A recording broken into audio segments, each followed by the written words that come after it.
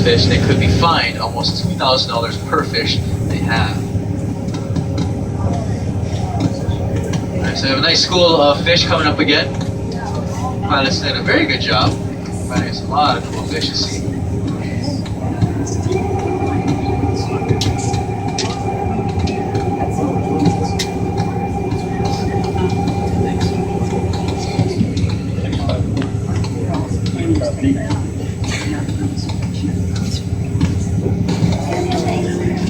Any more questions, guys? No more questions. Am I talking too much? No, you're fine. Okay.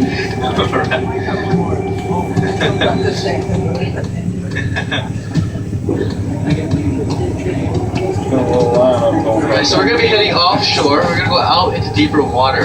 You guys want to go deeper, right? Yeah. Okay, so here we go. Now it's gonna be a slow descent as we get deeper. Right now we're at 60 feet. Then about 5 minutes we'll get into about 90 to almost 100 feet. Okay. Now you're gonna see that the topography of the reef really start to change.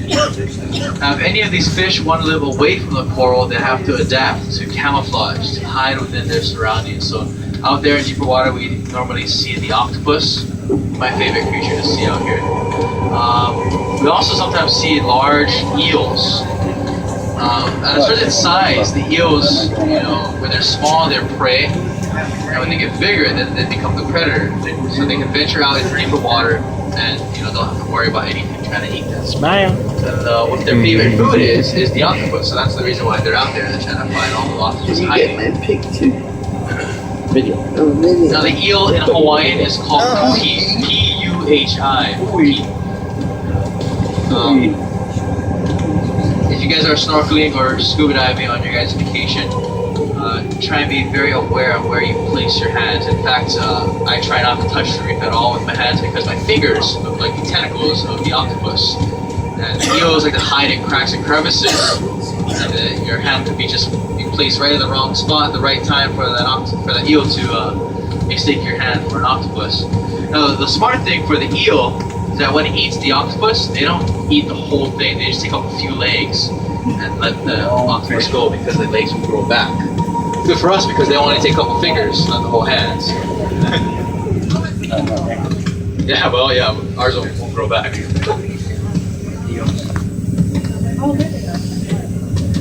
Now you guys might be able to find long-spined sea urchins. Looks like a black pincushion or a porcupine right on the ocean floor. Now in Hawaiian, that is called vana. You don't wanna touch the vana. The spines are very, very painful. Each spine has hundreds of little backwards barbs, right? And it's hard to take out with a pair of tweezers. A way to get rid of the spines, if you were to step on top of it, is to soak your hand or foot in vinegar. Most people don't bring vinegar down to the beach, so you have to pee on top of it. That's your next option. Preferably your own works just fine, but sometimes that's the last thing you're thinking about is trying to pee on yourself. So you might see some awkward parties here at the beach if you go to the beach a whole lot. You see a lot of the locals helping the tourists out.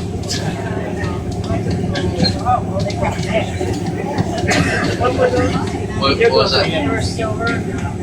Oh, I didn't see them. I didn't see them. I was looking the other way. Sorry. They're blue and silver. Oh, that's probably the bluefin trevally. Yeah, bluefin trevally. They look like tunas. Yeah, that's the bluefin trevally. Yeah.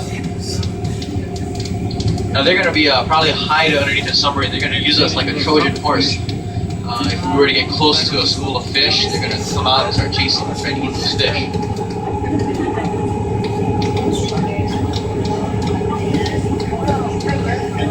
Andy, do you ever see pelicans? Pelicans? No, we don't have pelicans here. Yeah. But that was a bluefin trevally. So that one came close to us. No pelicans. Did you get a picture? No, we don't have any pelicans here. Thank goodness. I remember I went to Baltimore and I made a mistake on trying to feed one, and I was attacked by like 300 of them, right? Like 10 seconds later. Yeah, it was crazy. Yeah. That's a trigger. You tell by the way they swim there, way back, way up on the head. Alright, so you guys can see all that white sand out there, kind of covering a whole lot of that ocean floor. Now this white sand, 90% of it came from a fish, believe it or not. Now we didn't import any of this sand at all. The fish that creates the sand is known as the parrotfish. Very popular fish. Very beautiful colors with the mouth fused together like a parrot's beak. Now it eats the coral, takes dime-sized chunks out of that coral, grinds it up into a fine particulate matter, and it consumes the organic matter and poops out sand. Now this parrotfish creates about 2 or 3 pounds of sand every single day, and about a ton of sand in its entire life. The Hawaiians call that parrotfish uhu. Yeah, U-H-U. Uhu means fish with the loose bowels. The next time you're walking on a sandy beach, consider the source of where it came from. Hawaiians made a call that fish very by what it does. You're walking on top of uhu. Now the very weird thing I think about this fish, the parrotfish, every single one of them are born female. Now there's a male that controls a harem of females, and if that male were to die, the alpha female would become the alpha male. Yeah, change genders. And you might be able to find some plant life out here. This is called halamita. It's a type of seagrass or seaweed that's able to grow at this depth. And it's a calcareous plant. It absorbs the CO2 that we exhale, and it separates that molecule, and it releases that oxygen, and that carbon that that C part, it leaves out here as that sand. So it kind of creates sand as well, but much slower than. Never noticed when you ain't got much structure, you ain't got much fish.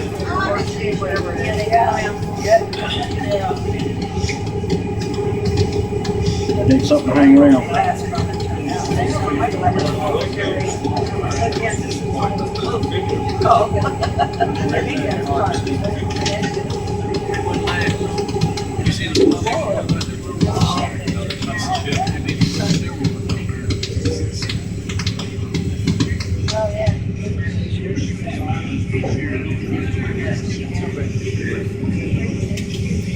Alright, what do you see? 300 feet. Big fish. Okay. So our pilot has come across another shipwreck. We're going to show it on the port side first once again and spin around. Now the reason why we're showing the port side first is because the currents. We position the submarine so we get blown away from the wreck instead of get blown into the wreck and hit the wreck and become one ourselves. So we're going to show one side. So we got port side first. We don't want to push him away from the thing.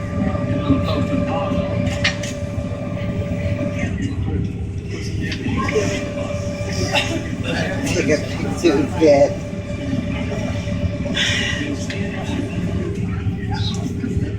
So they're on this thing. Starboard side, you might be seeing the sand get stirred up a little bit. Sometimes our pilot likes to do that. He saw a couple of large fish, and they get very attracted to anything that kind of moves, kind of like from out of place. So they get attracted. Sometimes they dive right down into a smoke cloud of sand, and they might be able to, think that there's a fish in distress.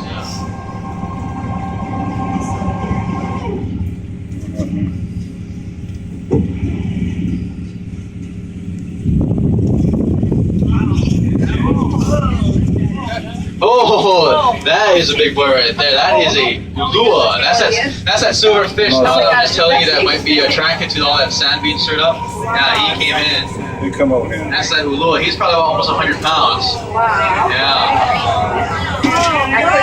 Big. He looks like a plate of steel, very shiny. Yeah, it's gonna be underneath us, cruising around. So keep an eye out there for him. It's a big silver fish.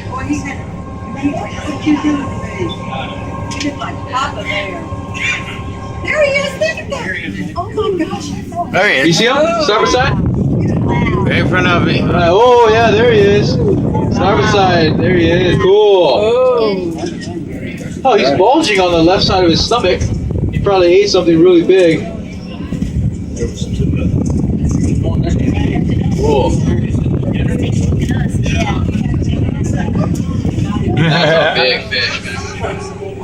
What do you guys think? 100 pounds? Yeah, 150? 100 pounds. 300 pounds? It gets bigger every story. Big one got away. So this boat that you guys are seeing right now on the port side, that is a sailboat that was brought here from Alaska. The husband and wife sailed it down here. Once they got here, the husband had a family emergency and he had to fly back home. So he left the wife out here to take care of the boat. And as you guys can see, she did a very good job. She thought she had termites on board, tried to get rid of the termites by smoking them out.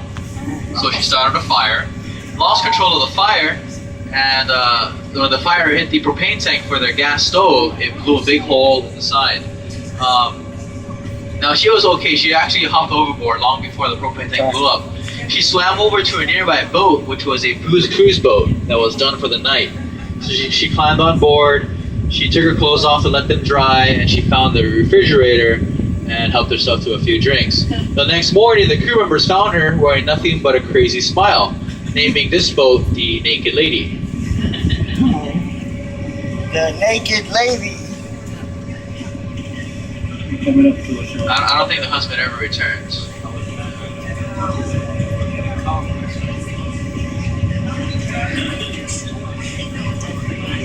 Spinning around so starboard side can see that wreck. No, we don't have any external lights shining from our submarine.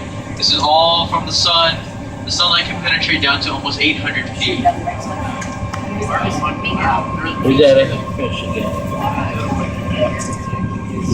Starboard side, you see the structure right up there. That is what we call the rack. Now that was used to hold a lifeboat alongside of this sailboat.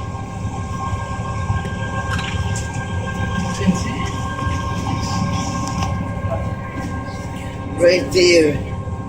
The wreck.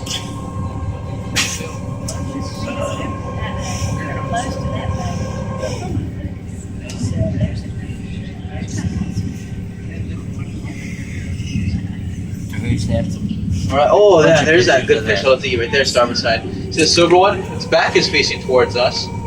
But that's that grand-eyed emperor. Now, the reason why it's my favorite eating fish is because of its diet. Its diet consists of lobster, shrimp, and crab. So if you guys like that diet, that's exactly what that fish tastes like. Now the weird thing about that grand-eyed emperor is that it has teeth that look like ours, molars and incisors. They need that teeth to crush all that crab and shrimp.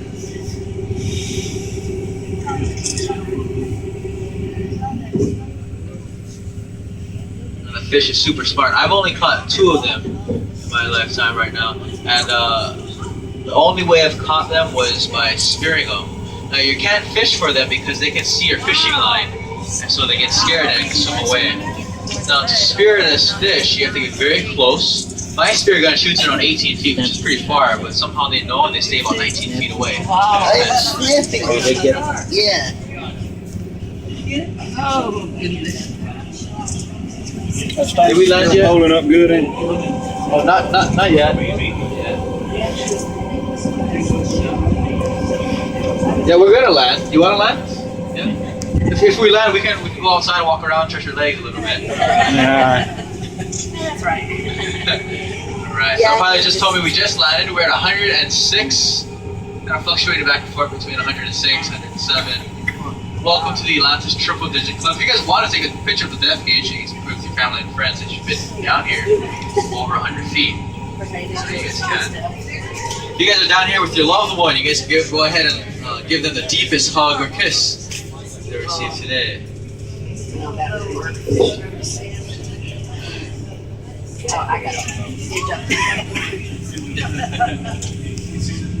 Alright guys, this is the conclusion of our tour. We've been down to over 100 feet. We've seen a whole bunch of cool fish and also 2 shipwrecks. And we're going to take communications back to our pilot and he's going to ask permission to come on up. So let's listen in.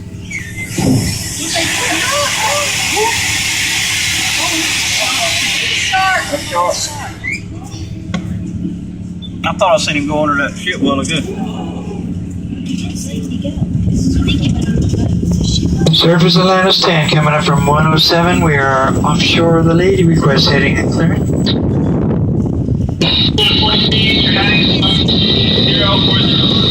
040.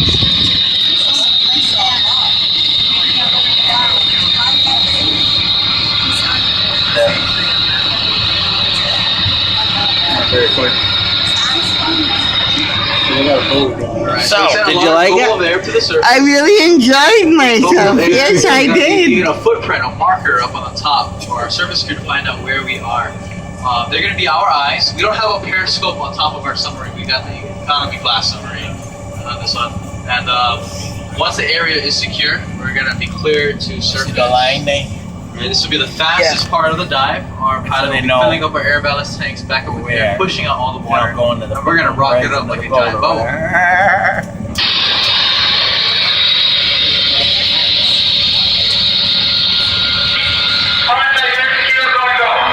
Service, copy service, blowing going. We're coming up through 57. Switch eyes to the Phillip Mountains.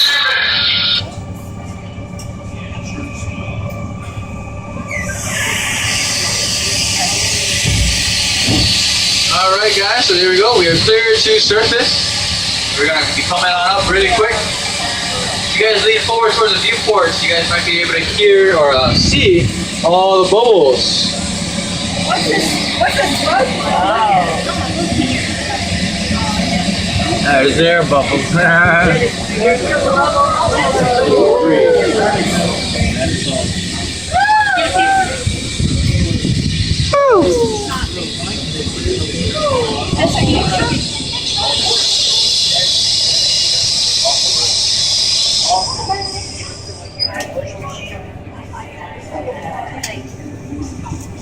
Well, that's the end of our tour. Alright guys, we have made it to the surface. How about